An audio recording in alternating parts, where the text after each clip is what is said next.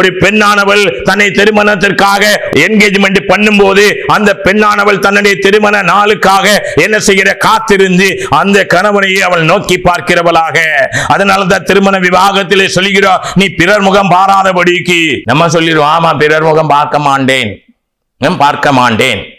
எல்லாம் சொல்லுவோம். ஆனா அப்புறம் பிறர் முகம் பார்த்து என்ன செஞ்சிருவான், சபைக்குள்ளேயே என்னது டிவோர்ஸ் வருது இல்லையா? எதுக்கு? பிறர் முகம் பார்த்துட்டு ஓடிடுறது.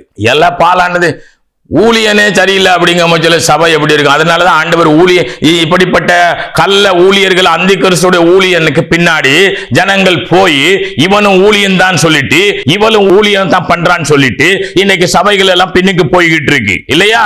ஆனா ஜனங்களுக்கு சத்தியம் தெரியல. அதனாலதான் சபை இந்த விசுவாச ஒரு கூட்டம் என்ன செய்யுது, இந்த அந்தி கிறிஸ்துடைய உபதேசத்தை இந்த வேத புத்தகத்தை வச்சு அந்தி கிறிஸ்து ஊழியன் பிரசங்கிப்பான்.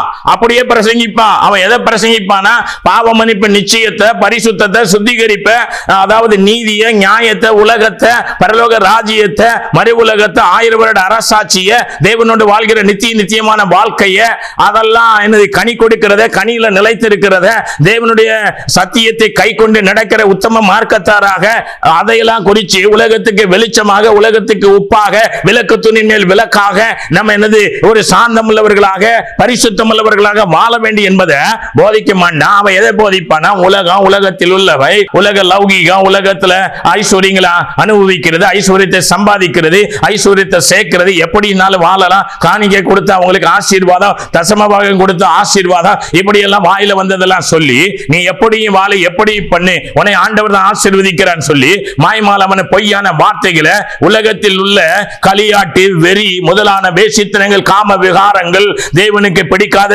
துரிச்சைக்கு இடமாக கிறிஸ்துவுடைய சரீரத்தை பேண வைத்து அதுல சுகபோகமாய் வாழ வைத்து எப்படியாவது இவங்களை என்னது பாதாளத்தில் கொண்டு போகணுங்கிறத அவனுக்கு வயிற்று பிழைப்பை நடத்துவதற்காக அவன் அந்த ஊழியத்தை செய்து கொண்டிருக்கிறான்.